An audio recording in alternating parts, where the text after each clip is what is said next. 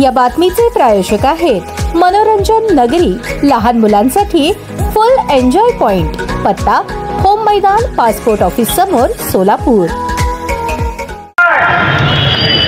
आपली भूमिका एवढीच आहे, हा जो लढाई आहे जनावर विकणारा आणि जनावर घेणारा या दोघांची लढाई आहे। एकट्या मुस्लिमाची नाही आहे, एकट्या शेतकऱ्याची नाही आहे, तर भारतीय समाजामध्ये राहिलेल्या प्रत्येक माणसाची लढाई आहे। आणि हा मोर्चा त्यांचाही आपण लक्षात घेण्याची आवश्यकता आहे।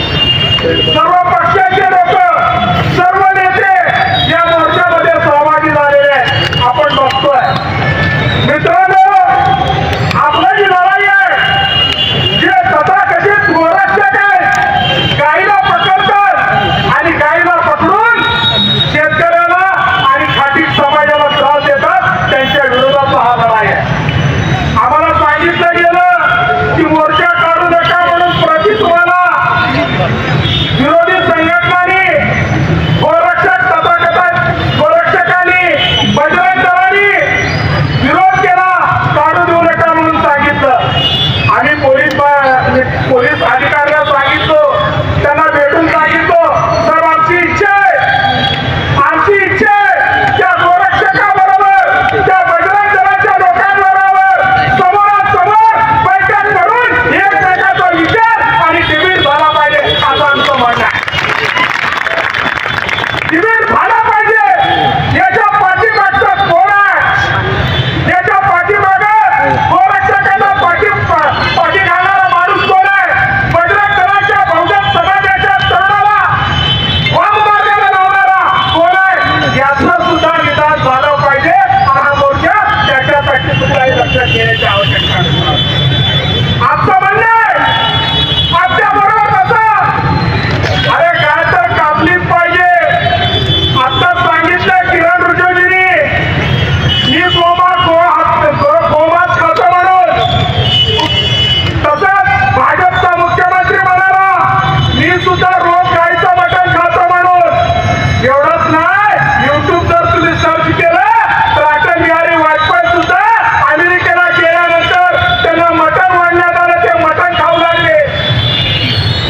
तिथला संसद म्हणाला अटलजी तुम्ही गाईचं मटण खाताय। अटल बिहारी वाजपेयी डोकं सुद्धा वरती केलं नाही, ही अमेरिकन गाय आहे, भारतीय गाय कुठे आहे म्हणून। ही अमेरिकन गाय आहे, भारतीय गाय कुठे आहे। मग आमची पण लढाई त्याच्यासाठीच आहे।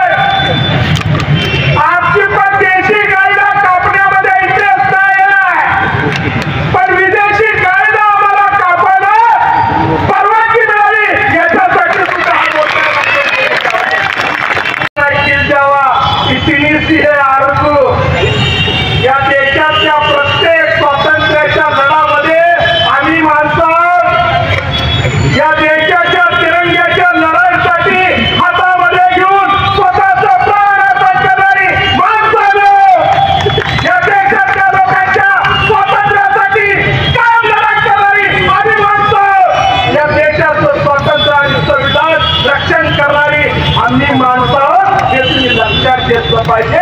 आणि आम्ही खरे भारतीय, तुमच्यासारखे नकली भारतीय नाही। देशामध्ये हे स्वातंत्र्य भारतासाठी तुम्ही देशाचं स्वातंत्र्य दिवस साजरा केला नाही। तुमच्याबद्दल काय काय बोलू सांगा, तुमच्याबद्दल काय काय बोलू, तुमच्याबद्दल बोलायला बसलो तर हा दिवस सुद्धा पुरणार नाही आणि तर समाज सुद्धा जाणार नाही। आता ही वेळ आहे समाज जागवण्याची आणि आमचं आव्हान आहे, आमचं जाहीर आव्हान आहे गोरक्षकांना, इथल्या सरकारला सुद्धा आव्हान आहे की तुम्ही 12 राज्यामध्ये गो हत्येला विरोध न करता, तिथं काय कापा म्हणून सांगता, हत्येला विरोध करता, कशासाठी करता, हे सुद्धा आम्हाला। ताज्या बातम्या पाहण्यासाठी प्राईम महाराष्ट्र न्यूज चॅनलला सबस्क्राईब करा।